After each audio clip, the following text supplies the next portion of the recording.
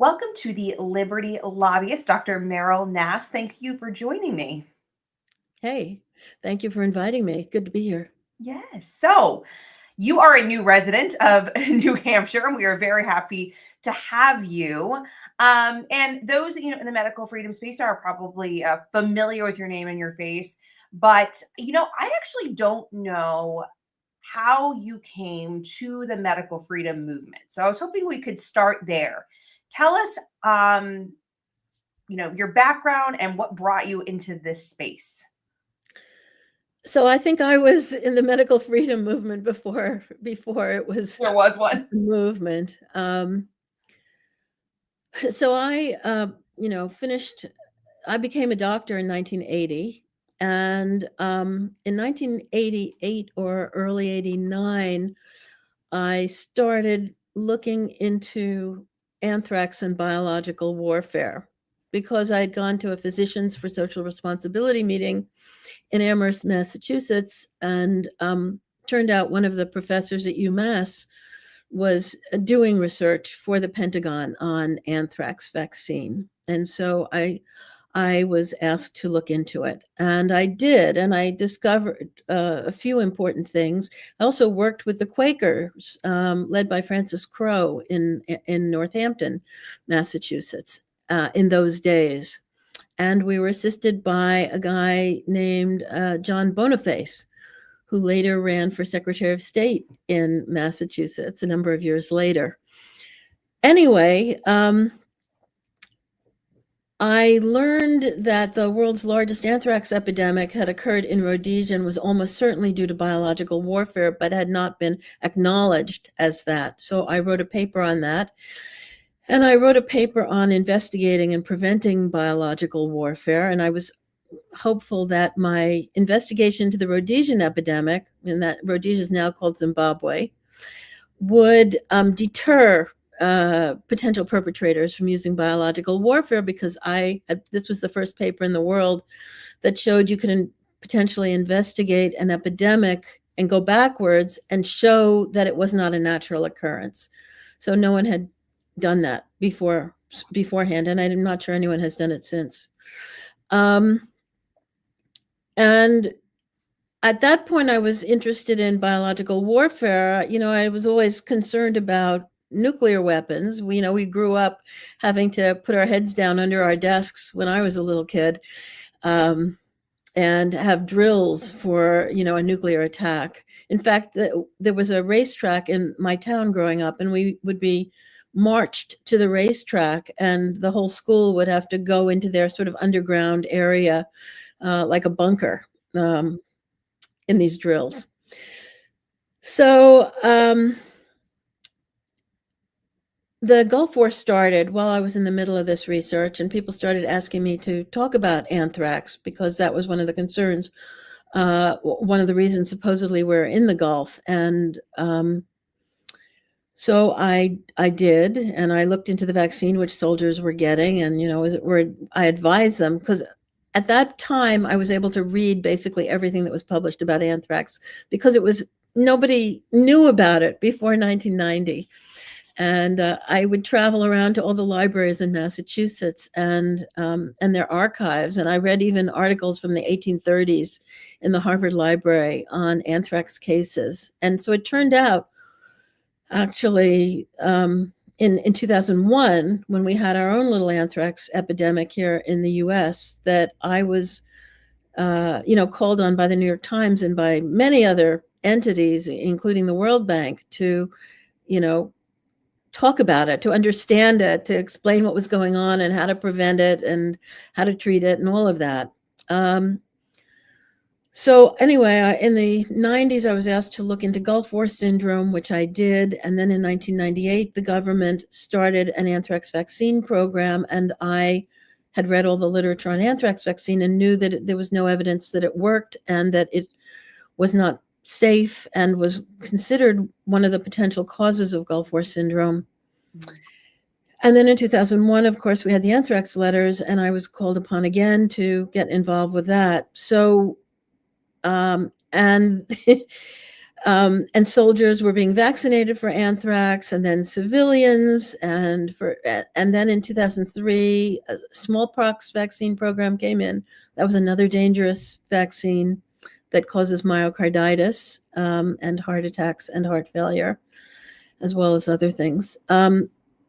So I did all that, and there weren't too many other people talking about vaccine problems back in those days. Yeah. And I believed that the problem was limited to anthrax vaccine and smallpox vaccine, but I was invited to speak at several of the National Vaccine Information Center conferences. So Barbara Lowe Fisher and a colleague had created that organization in the 80s.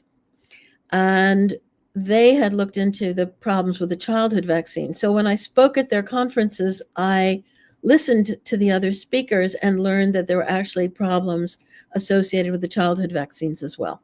Mm-hmm. And then I started, after 1999, I started researching the childhood vaccines also.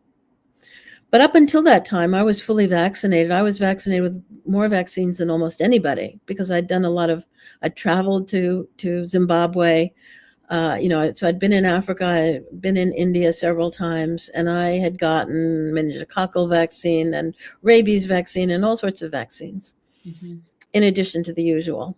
So that was the thing. And then I was on the board of the Alliance for Human Research Protection since around 2000, 2001, and worked with Vera Sharov, who was the president, to investigate all sorts of sort of shady human experiments with drugs and vaccines.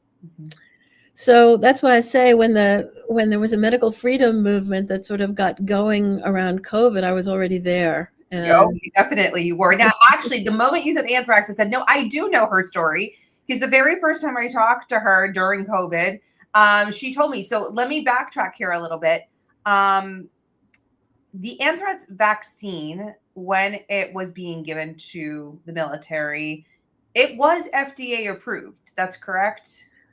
So yes and no. Oh, okay.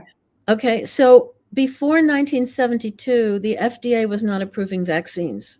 They were actually being approved at the NIH by a little tiny organization called DBS, Division of, I don't remember what the acronym stood for, DBS at NIH. And the fellow who was running that organization felt that the vaccine industry needed to be coddled rather than challenged. And so he basically let everything through. And so when they licensed the anthrax vaccine in 1970, but there was no efficacy study that was presented to them for the licensure. So they licensed it without evidence of efficacy. They had a safety study that had lasted for 2 days after the vaccinations. And the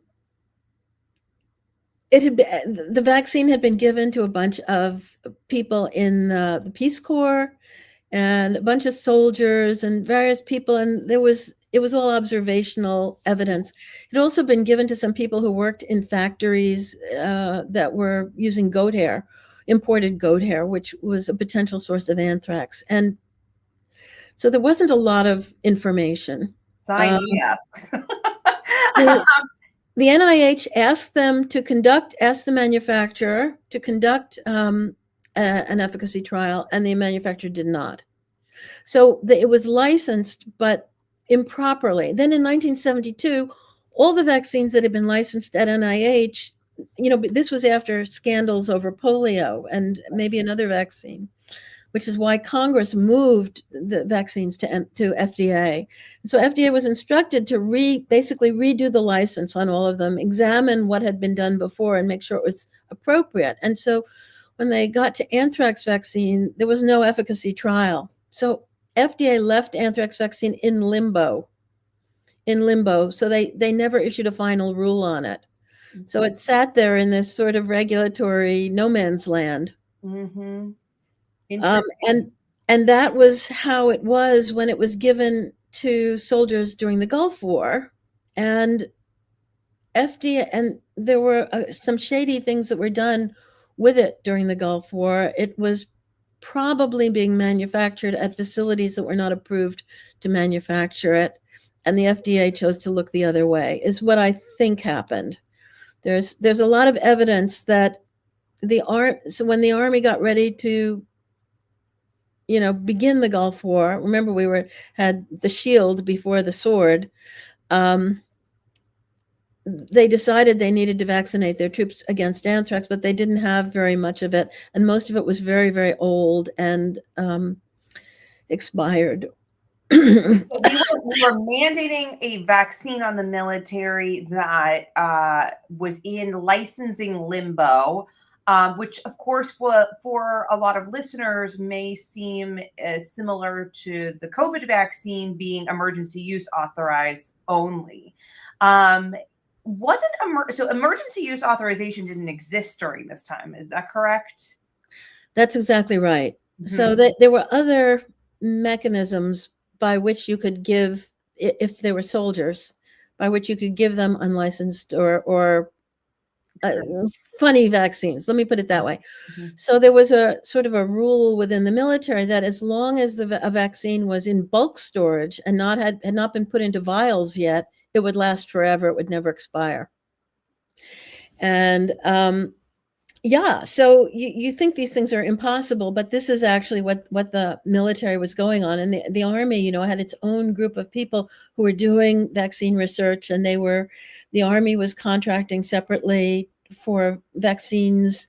And in fact, for anthrax, the Army was actually performing the inspections of the plant that made the anthrax vaccines and wouldn't let the FDA go into the plant. So there were many things about the anthrax vaccine in those days that were basically not kosher, that the Army just took control. They were, so they had developed the vaccine. Army researchers had developed the vaccine. It had gone through about 10 different iterations over a period of 30 years, 20 to 30 years.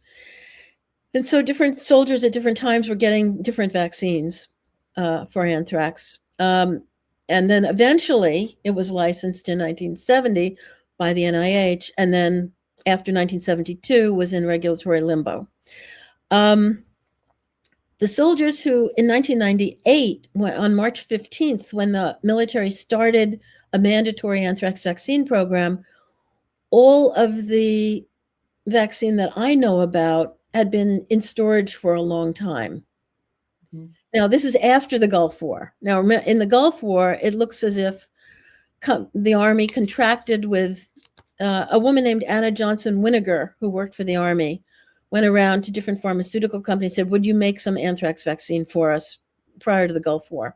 Mm-hmm. And so we suspect that some of those companies did make anthrax vaccine, but they were not approved. And basically, this was just taken away from the FDA. But then in 1998, the FDA had not been allowed to do any inspections of the plant. But in November of 1997, the Army announced they were going to start vaccinating all the troops with anthrax vaccine.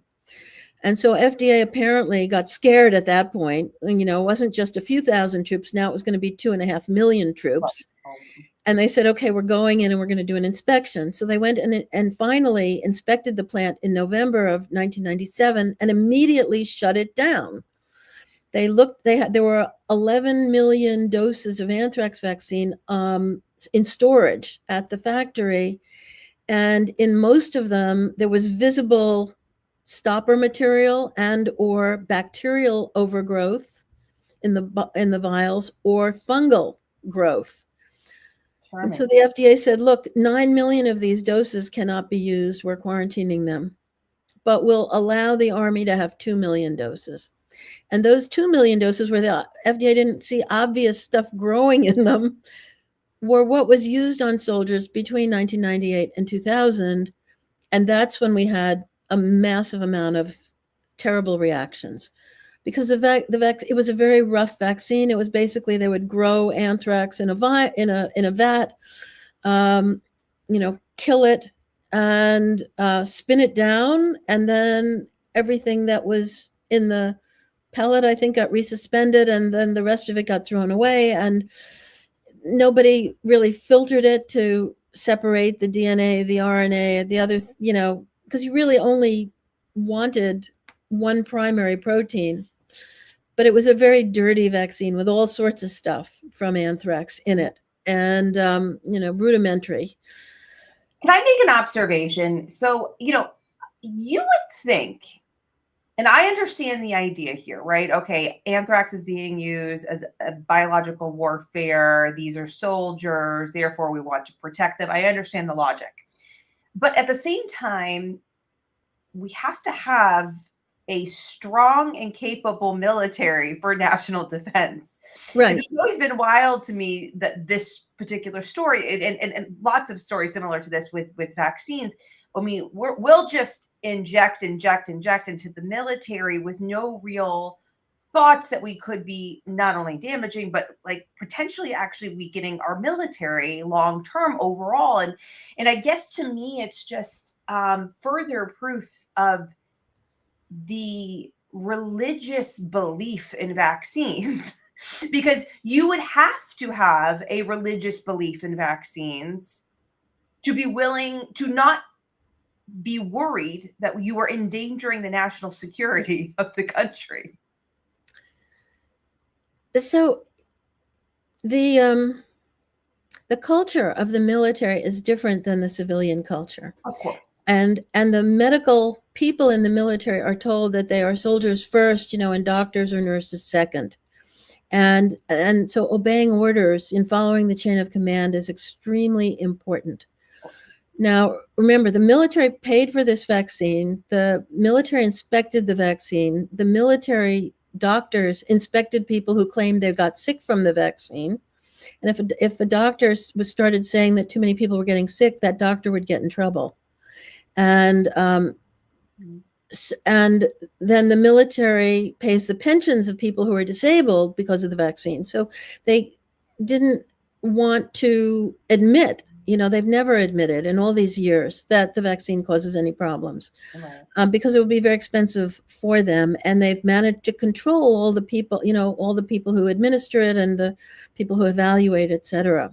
So the people on top who make the decision, vaccinate everybody, these are generals that are not doctors. These are people who are immunizing themselves against any future criticism that they allowed the troops to go in harm's way without giving them all the protection they possibly could. And they claimed that this was just like a helmet, or a seatbelt. So the other thing is the military educates its the officers educate each other using PowerPoint. So they'll have a few slides explaining the vaccine and explaining all the intricacies of what can go wrong when you're using vaccines doesn't fit on a PowerPoint. And so really you've got the blind leading the blind, and this is what happened. And I met with generals. I mean, I met with a lot of people during the anthrax vaccine debacle. I was involved with helping to find the witnesses for 5 congressional hearings. I spoke to Congress about it several times. And the people in the military don't think like I do as a doctor about, weighing the risks and benefits. They just, have a different approach to things. And if they're told that this might protect their soldiers, they're going to do it. And they were not educated that it was causing disabilities. And when we provided lots of evidence that it was, and killing some people, they just like with the COVID vaccine in the civilian sector, they put their heels together and said, no, absolutely not. Even when Congress, the Committee on Government Reform, published basically a report on their 5 congressional hearings, saying that the anthrax vaccine should be considered experimental and everyone who received it should be entered into basically a clinical trial and followed for side effects. Congress did not vote to do that, and the military did not accept that recommendation, and everything got shoved under the rug. Wow. Well, okay, so you brought us sort of up to COVID. Let's go from there. So, COVID starts. I don't know about you, but I was immediately enraged. I was out there screaming about lockdown the second it began. And but let's talk about what happened with you, because this is where your story really gets interesting. Obviously, you were in private practice during COVID, Yes. correct? Yes. And so you're in private practice during an epidemic. What was going on with you? Well, I was an expert on biological warfare and anthrax and epidemics, so I felt like I had a responsibility to really study COVID and explain to people what was going on and how best to protect themselves. And it seemed that the federal government was,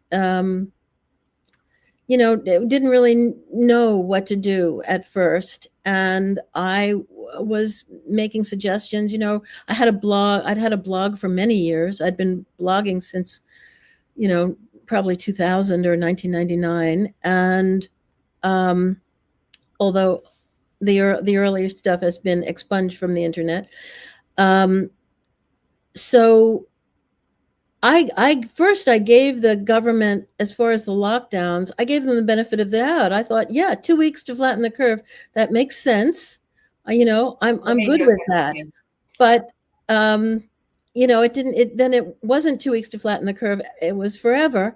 And I also, studied up on hydroxychloroquine and then later ivermectin, and realized that these had, great potential to both prevent and ameliorate the symptoms of COVID. So I began using hydroxychloroquine with patients, and I was, very shocked when at the end of March, the states the federal government recommended against, and the states started issuing restrictions on how you could use hydroxychloroquine with patients. So in Maine, my state, you could use it for treatment, but for no more than a 2-week course.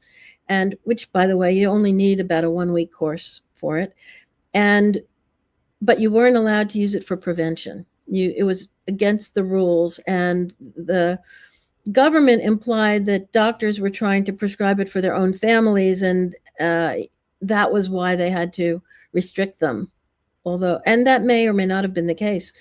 But anyway, I'm not sure why that's relevant, right? Yeah. They were It was a way to blame the doctor instead of blaming the government for, the fact that they had to restrict. I do remember what they were trying to say was, oh, well, there are legitimate reasons. They were trying to say COVID was not a legitimate reason to use these drugs. And if we're all going to use them on COVID, then we're going to have shortages, right? For the legitimate reason. Was that the excuse that you were also getting? That was another excuse, yes. That people with rheumatoid arthritis or lupus would not, or occasional other autoimmune drugs, autoimmune diseases, would not be able to get the drug for their autoimmune condition. But that was ignoring the fact that COVID was considered a life-threatening illness, whereas, these other things were, plus the thing is, you build up a lot of hydroxychloroquine in your system. So if you've been taking it for a long time, you actually have, the half-life is about a month, roughly. So you've got enough in you for at least a couple of weeks. And because for COVID, you only needed this short course of maybe 10 or 12 pills. It wasn't, you weren't really, and it's cheap, it's generic. There were 20 companies in the world that were making generic versions of hydroxychloroquine. And I never heard of anybody who was unable to get their prescription, because of COVID. So I think that, and then the government did something very funny. Peter Navarro was working for Trump, went around and asked for donations from generic and brand name manufacturers, and got about something like 50 or 100 million pills donated. Some of them were expired, some of them were not licensable, maybe made in Pakistan under conditions that we could not license here. But still, if it's a life-saving drug. And so then woman who was acting director of FDA, Janet Woodcock, and Rick Bright, who was director of BARDA at the time. They concocted a scheme to give the hydroxychloroquine a no, it wasn't an EUA. It was some special deal where they said it could only be used in hospitals, that they restricted the conditions under which they had the right to restrict the donated pills. So, they said you had to do all these tests on people to make sure it didn't cause heart conditions, and you had to get an EKG, all this stuff. But they had no authority to restrict the use of already licensed hydroxychloroquine that was being sold out of pharmacies. And what they did deliberately was to confuse all the doctors and patients in the country and make them think that all hydroxychloroquine was now under these special conditions. And so for a doctor to use it under those special conditions, you'd have to have patients coming in practically every day to get lab tests and other things. It was not viable. Sure. And they did that. And then they did that, I think, in March. And then in June, they revoked all of that and said, it's no good. It's killing people. You can't use it. Basically made doctors think you couldn't use it at all. Whereas again, they had no authority over the stuff that's sold in pharmacies that doctors write prescriptions for, that was only this donated hydroxychloroquine that they could use differently because it wasn't licensed. I'm trying to remember, was that around the time that Trump got COVID and he did receive hydroxychloroquine? Because to me, yes, they were actually sort of going along with the track of like, oh, maybe hydroxychloroquine is actually helpful. That seemed to sort of be a somewhat more mainstream idea. It wasn't, this don't touch issue. It became a don't touch issue, if I'm remembering correctly, when Trump got COVID and he received hydroxychloroquine. So I don't remember when that was, but he got about 10 or a dozen different medicines. He got the kitchen sink. And so nobody knew what helped him, if anything, but he did get better very quickly. Mm-hmm. What really turned the needle on hydroxychloroquine was this false fabricated study that was published in The Lancet on May 22nd of 2020. And that was the Surgisphere study with completely fabricated data that claimed in real time they had been able to get data from some huge number of hospitals on 6 continents. Are there 6 continents? I mean, one of them might be Antarctica. I mean, what's the 6th continent? But they claim to have data on 60,000 or 90,000 hospitalized patients with COVID, and some percentage of them had received hydroxychloroquine or chloroquine, which is basically almost the same. And they claimed that there was a 35% higher death rate if you had been treated with hydroxychloroquine. And so this was broadcast all over the world, this story that much higher death rate from hydroxychloroquine. So immediately, this was May 22nd, everybody stopped using it. Gotcha. And then I heard it on the radio driving home from work, went and read the article and immediately saw that it was a fraudulent article. It was obvious to me because there was no database where you could get in real time data on hospitalizations from all these continents in all these different languages and be able to collate it. And by May 22nd, you could publish a paper on it. It was impossible. And also they claimed that they had verified that people had gotten the drug because they were looking at the financial records of the hospitals. And how do you get the financial? You can't. There's no, it was against the law to give out financial records from hospitals. So I knew just from reading that it was a fraudulent paper. And I told my friend, what's his name? He's now a senior editor at the British Medical Journal. I told him this paper is fraudulent, but he didn't believe me at the time. But that paper stood for quite a while, maybe 6 months or a year, until Yeah. people finally admitted that the whole thing was a fabrication. It happens Yes, with a lot of things. So where are you now? So it's now the summer of 2020. You have been treating patients with yes. COVID. And then what? So, and I treated them all through 2020 and 2021, and I advised people that I studied the vaccine literature as much as there was, and that the vaccine had a very high rate of anaphylaxis. In a study out of Mass General, the rate was about 50 times higher than the average for other vaccines being reported of anaphylaxis after a shot of an mRNA vaccine. I was giving podcasts and interviews. I was listening to the ACIP meetings and blogging them in real time for Mhm. Children's Health Defense. I was advising Secretary Kennedy on various things and helping him with his books, with his Fauci book and his Wuhan book, and one other. And anyway, that's what I was doing. And then at the end of 2021, the Maine Medical Board came after me and said they had gotten 2 complaints from 2 people that had never met me, that didn't know any of my patients, and that had heard about a podcast or something I'd written on the internet that they said was misinformation and needed to be investigated. And I asked the board, I thought you were supposed to, before you do an investigation, you're supposed to see if the investigation is valid. And there was no evidence they'd done that. And I said, And what? how is it that you can have a medical complaint about somebody who has not been treated by you? Like that to Right. me, that's so crazy in itself. Exactly. Well, that's what I thought. And I said, what authority do you have over my private life? You're interested in what I'm doing on the internet. There's no complaints of what I'm doing in my office to treat patients. That's what your job is.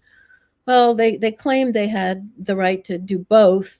And I think I may have pointed out to them that this was a First Amendment violation. But in any event, they had a meeting in January and immediately suspended my license as an emergency act, because I was in immediate danger to patients because of what I was saying on the internet.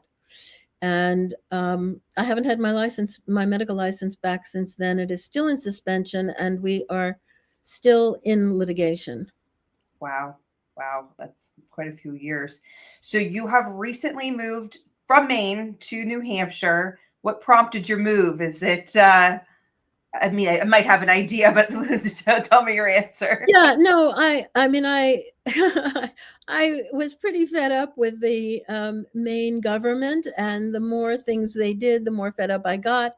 Mhm. And I have family who I will be closer to now in New Hampshire, and friends. So I thought, I mean, I had thought I loved Maine when I came here 30 years ago, but I decided Maine had changed and it was time to move on.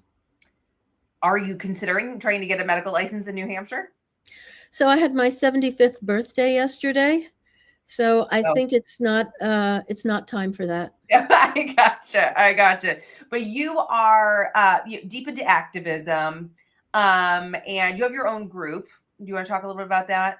Sure. So once the board didn't let me practice medicine, I had more time to spend um, learning about COVID and related issues and advising people. Working with CHD, and I work with the Brownstone Institute, and I've talked to many other groups. Malone.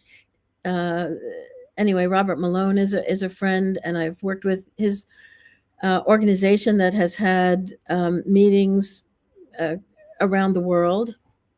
And I also, so another thing I noticed, since I lost my license in January of 2022, was a few months later, the WHO was starting to push for a pandemic treaty, they said, because we couldn't have another COVID. So we Yeah. needed a treaty. But what was in the treaty was this ability a requirement that all nations perform surveillance for viruses and other potential biological warfare agents, and then supply those agents to the WHO, which would then share them with research centers, hospitals, universities, etc., and would allow those entities to share them with whoever they wanted. So it was basically an attempt to proliferate potential biological weapons. And there were other things. There was a lot of the WHO would be basically requiring nations to surveil our internet presence and censor it if it went against what the WHO said was the facts about public health. And there was much more. So I started writing about that. And after a few months of that, I realized that there were a lot of organizations in the world that were health freedom organizations. There was no one that was really focused on the WHO. And I had come to realize that the people who really own the world or are trying to own the world and bring about a great reset were behind this WHO effort. And it was basically a plan in which they could take over public health. So the documents the WHO wanted to pass would have allowed the Director General of WHO to declare any kind of health emergency, even global warming emergency or a pandemic. And once he declared that, he would then have the power to tell nations what they couldn't do about it. So basically, he would have been, if we had another COVID, he would have been able to say nobody gets to have hydroxychloroquine or ivermectin, and everybody has to have the vaccine. Yeah. So once I realized that, I realized this was tremendously important, and there wasn't another organization able to take it on, and I realized I would be forced to do it. And so I did, and luckily I was able to get a board together and do a little fundraising and put the money from my Substack into the organization, and we fought the WHO, and in my opinion, we beat them. Although they have passed a version of the two documents they wanted to pass, neither one has these terrible provisions in it. We educated the world about the terrible provisions. The Director General does not have the right to declare pandemics at will or tell countries what to do about them. And so far, and they just had supposedly the final meeting about creating a system for sharing all these potential pandemic pathogens, the nations could not come to agreement on that. And now they've slotted in a new meeting at the end of April, but they won't come to agreement on it at that meeting either. So the plan to give all these potential biological warfare pandemic agents to the WHO for safekeeping and sharing is not going to go forward. However, the WHO does have its own lab. It made a deal with this Swiss. WHO is headquartered in Geneva, and in the town of Spitz, they have basically rented a portion of the Swiss high containment biological laboratory and have collected specimens of some dangerous microorganisms there, many specimens of COVID and a few others. And they hope to build that up. We'll see whether that goes through. But in the meantime, we were able to work and help to get the United States out of the WHO. There have been 3 states that have passed laws saying they would not obey any rules issued by the WHO. And there were 26 governors and 22 attorney generals who basically said, in our state, we're not going to obey any WHO rules in the United States. So we are very proud of that. We feel it was a big success, even though, we didn't completely kill these treaties, but we killed the most dangerous parts of them, or they were killed, and partly due to our work. Yes, no, that was a huge success. We're very happy to have you here in New Hampshire to help, with our local. You've been here before, helping us with some of our state activism efforts, but you were at the State House on Thursday to testify in support of HB 1719, which would have which would repeal the hepatitis B mandate. And so I'm curious of what your observations were.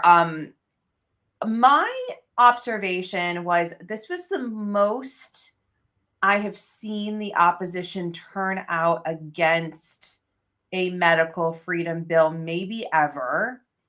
I think it's because it's the first bill to repeal a mandate that actually made it all the way to the Senate. So it's already passed the chamber. So they think it's more of a threat.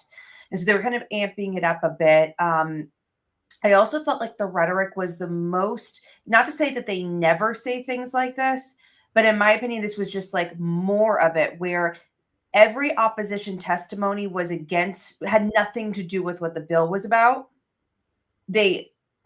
Anybody wanted to talk about, from the pharma and medical establishment side, yourself excluded, was that, hepatitis B is a very dangerous disease and the vaccine is amazing.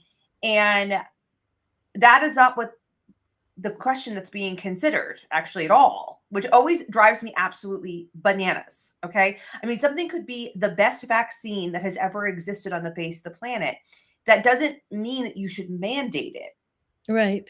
Right. So I never understand it. And I just felt like they were even more and more, and the amount of doctors in there giving these, eloquent explanations about the disease and the vaccine. I'm thinking, can't you give that explanation to your patient?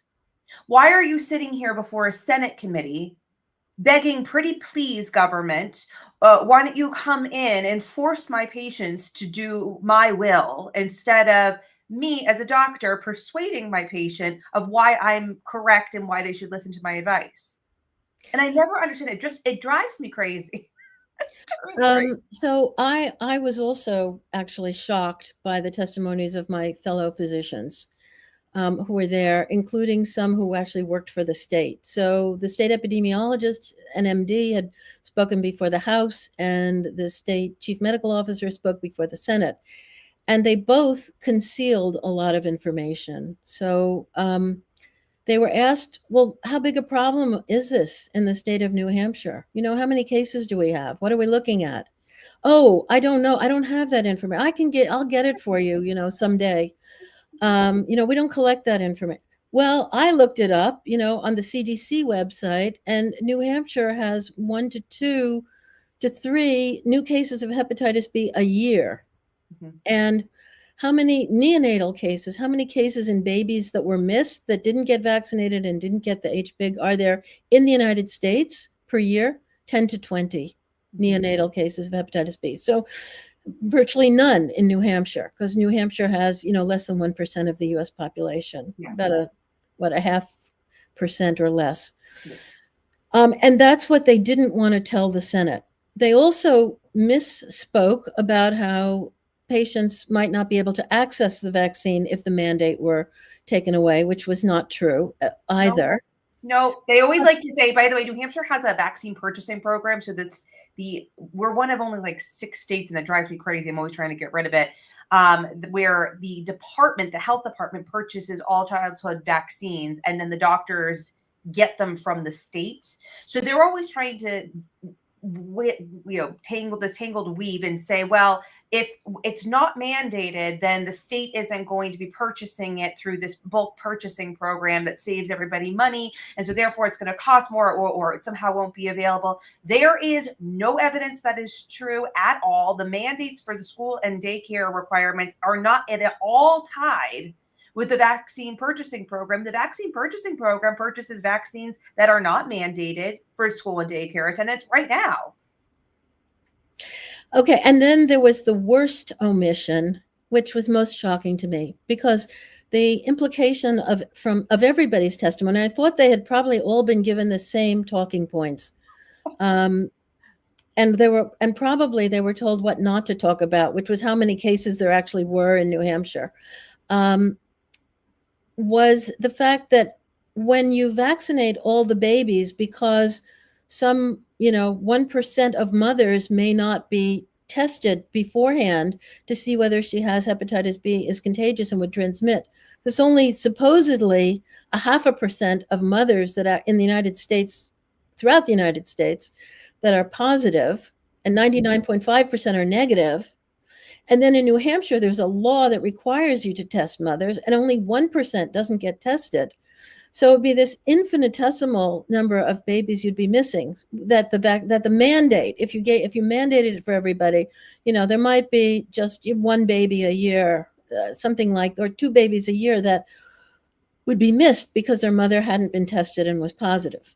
Right. However, giving the baby the birth dose within the first 12 hours of life, giving them the vaccine at that point doesn't actually prevent hepatitis B. And this is what none of the doctors actually told the senators.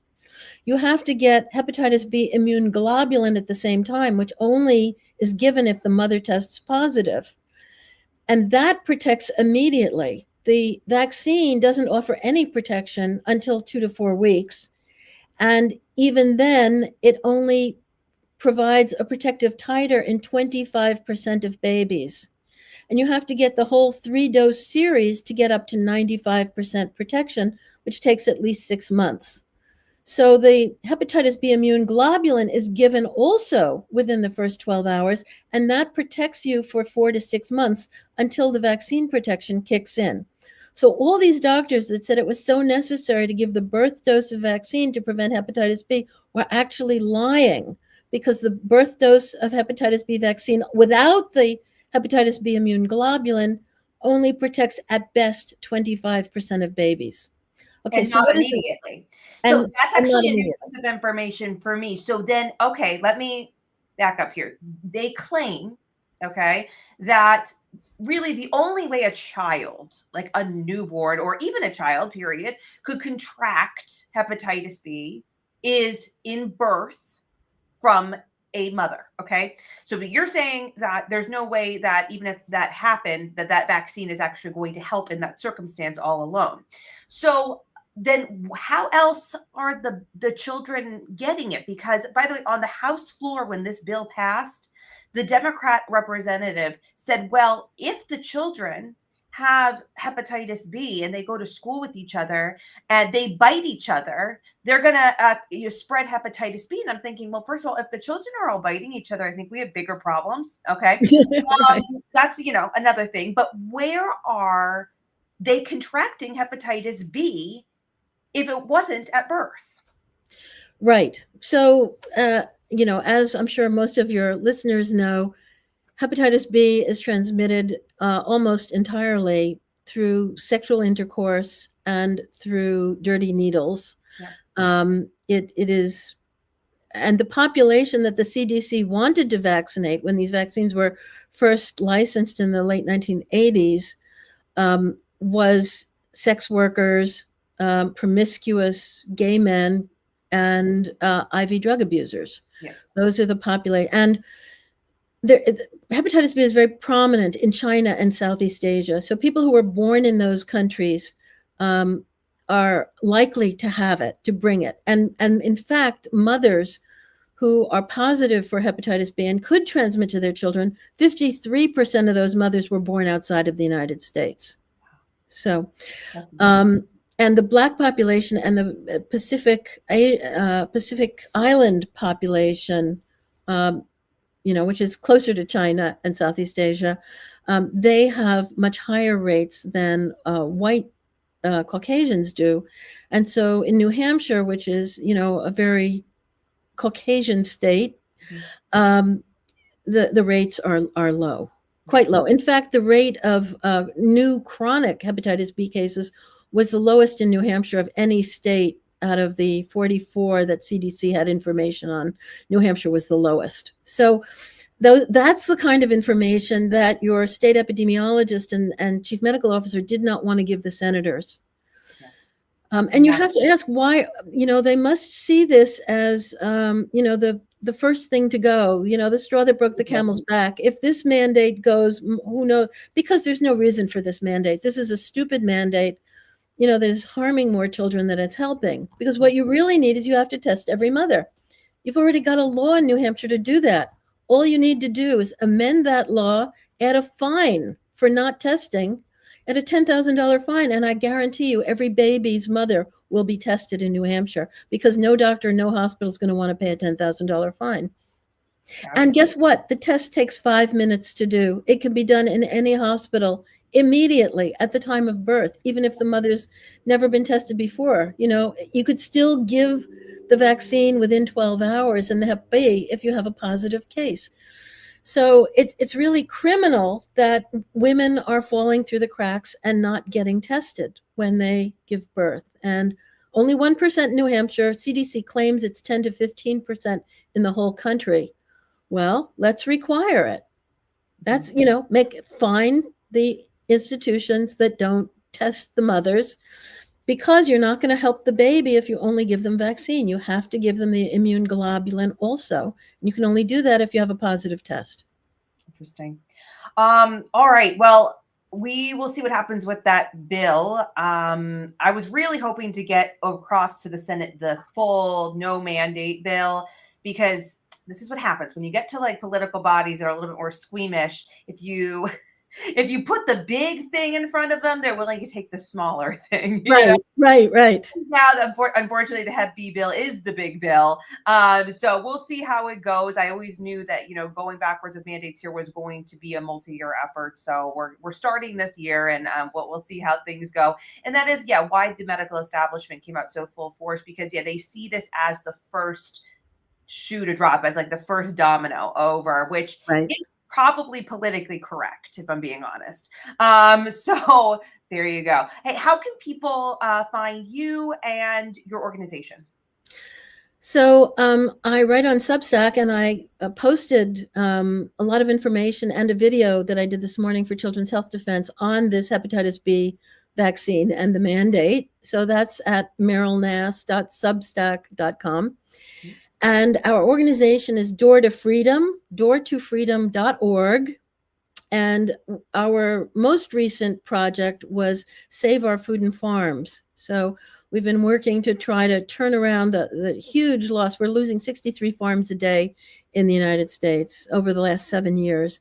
And we're trying to turn that around. We don't want industrial food. We want local food, preferably organic or regenerative. And the globalists, the same people that were trying to take over global public health through the WHO, are also trying to take over global food. And that's why Bill Gates has bought so much farmland in the United States the last few years. Anyway, so that is doortofreedom.org and Save Our Food and Farms, SOFAF.org. I will have to have you back on to talk about the food and farming issue also. Well, thank you so much for coming on tonight. You have a good night. Thank you. Bye. That is it for the Liberty Lobbyist. You can follow me at Melissa Blosick NH or at Rebuild NH, or you can always email me, director@rebuildnh.com. Until next time.